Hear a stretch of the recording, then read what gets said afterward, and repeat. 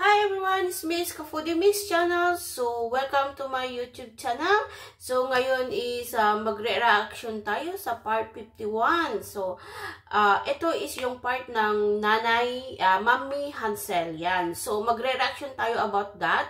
And bago tayo magre-reaction is isa-shoutout muna natin ang ama ng Kalingap, Kuya Bal Santos Matubang at Edna Matubang, Kalingap Rob, and of course, ang ating idol, Kalingap Edo. So, ayan guys. So, please manood kayo ng kanilang new upload videos. And please don't skip ads for their beneficiaries. Yan. So, ayan guys. So, at magandang gabi sa ating lahat. Umaga o tanghali sa ibang bansa.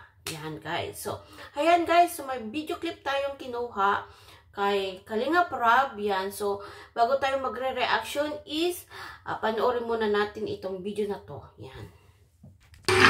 Benta nga kami ng baboy. Sabi ko, bigyan muna tayo ng yero. Samantala lang. Siya? Grabe. Kaya, nakabili kaming yero. Yun pala yung ginawa nyo na yung mga extra nyo. Mga extrang negosyo. Baboy. Nakakatuwa naman na kasi Tira lang akong isa. yung binibigay namin sa inyo, ginagawa nyo palang pampuhunan sa mga negosyo. Baboy na. Dati po baga alaga lang namin yan. Hindi namin yan sarili. Kaya talagang laking tulong talaga. Opo. Ngayon, sarili nyo na po. Ay, ayan. Sa yung mga binibigyan niya yun. Sabi ko, sa atin na lang, huwag na tayong para mahirap kasi po pag nag-aalaga lang ng baboy. So, ayan guys, so napanood natin yung video clip na nag-uusap ni na Kalingap Rob at saka si Mami Hansel. So, ayan guys, so according to Mami Hansel, is nagbenta sila ng baboy nila para lang makabili sila ng pawid. Yan, so, I mean is yero. Sorry, yero, nakabili sila ng yero kasi nga noong bagyong Christine is nabasa yung mga gamit nila. So, yung pawid nila is nabutas. So, ayan so guys, so nakabili sila ng baboy. Yan. At saka, at may isa pang vlog yata ni, hindi ko lang alam kung kaninong vlog yun. Ay, kay ano pala, kay Dr. Love. Nabanggit din ni tatay, yung tatay ni Beyonce, Tatay Beran, Tatay Beran. So, banggit din ni Tatay Beran doon kay Dr. Love yung niya, yung video niya. Napanood ko yun guys. So, need niya pala nilang ibenta yung mga baboy na iba kasi nga, yun nga tag-ulan is baka mahirapan silang yung mga baboy. So, at nabanggit din ni Mami Hansel na nagtira sila ng isang baboy pa.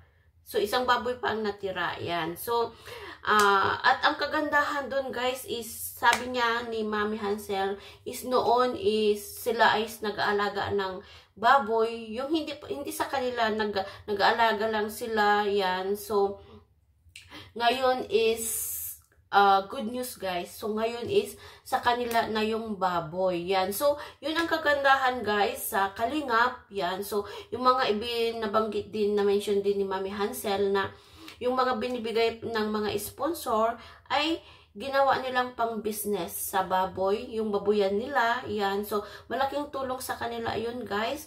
And then, kung napanood din ninyo din yung isang upload ni kay Dr. Love, so, wag niyong pagkalimutan guys, i-subscribe si Dr. Love. Yan. So, hindi natin makikilala si Beyonce kung wala si Dr. Love. So, sa isang vlog ni Dr. Love is nakabili din sila ng video okay. Yan. Yung nirerentahan nila guys. So, yun is maganda guys, lalo na pag may birthday, may mga okasyon. Magandang negosyo yan guys kasi minsan is, lalo na sa baryo, sa probinsya is mahilig sila sa mga ganyang video okay. Yan, sa mga video okay, lalo na pag may mga okasyon. So, magandang business din yun guys. So, ayan guys. So, ngayon is panoorin natin yung isa pang video clip at re-reactionan natin. May kinuha pa akong video clip guys. Ayan. So, panoorin natin guys. Siya dati. Wala namang na ngayon ay siyempre marami sumusuporta. yung pag napunta kami sa Daid, minsan, yun ang mga ano, pag may nakita siyang pulubi, hanggang tingin na lang siya, kasi wala naman kaming maibigay, parehas din kaming naghihirap. Ngayon, pag may mga kakasalubong siya, Nabigay siya, wow. Laki pa ka Grabe guys, ngayon ko lang yun na ano minsan, bina-orderan niya ng pagkain. Grabe. Kaya sa'yo, nabibigla na lang ako, para kanino yan? Doon mama o sa matanda. Grabe guys, ngayon ko lang po narinig ito, si Biancy napaka humble. Wala siyang sinasabi sa atin na tumutulong siya, sarili niyang pera, yung... So, ayan guys, so may nabanggit din si nanay na nakakagulat guys.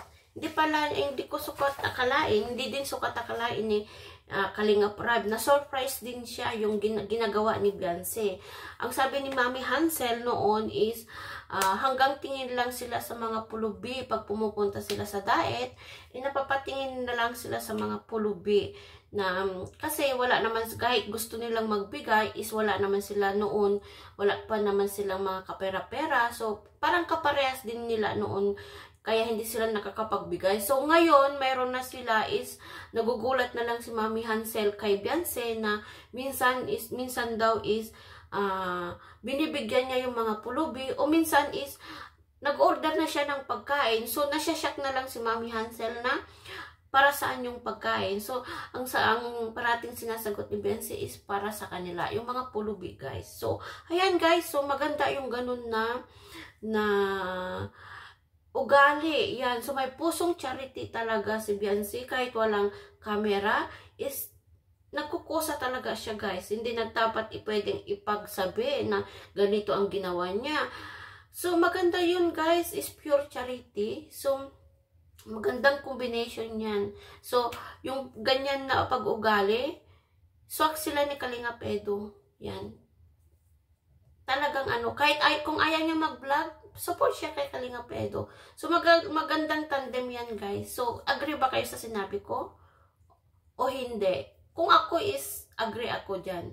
Yung ganun yung mindset ng isang tao, yung marunong mapagbigay din, yung hindi siya ng take, pwede din siyang mag-give back sa ibang tao. Yan. Sa mag-give back, kahit konting bagay, at least is alam niyang i-return sa ibang tao. So, maganda yun, guys. So, ang magandang tandem sila ni Kalinga Edo pagdating ng araw. Yan. Kung sila magkakatuluyan, so, I hope na sila magkakatuluyan yan. So, magandang tandem po yung mga ganitong mga bagay. Nakakaintindihan po sila. So, at meron pang isa, guys, yung nahatsit ni Kalinga Rab, si Mami Hansel. Yan. Yung paghatid ni yung pagsundo at paghatid ni Kalinga Edo kay Biancy. So, siguro napanood na niyo yung isa kong upload na naisingit ko din yun kasi yung nalaman natin na sinundo si Biancy, masamang pakiramdam nung pag-uwi, hinatid ni Kalinga Edo si Biancy is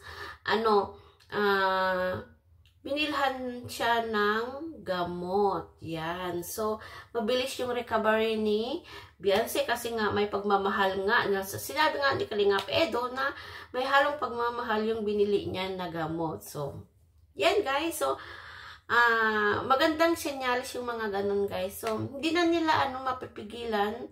Yan. Kahit hindi sila umaamin is yung maganda yung samahan nila guys. Maganda yung samahan nila at ipinaparamdam na rin siguro ni Kalinga Edo na importante si Biancy sa buhay niya. So,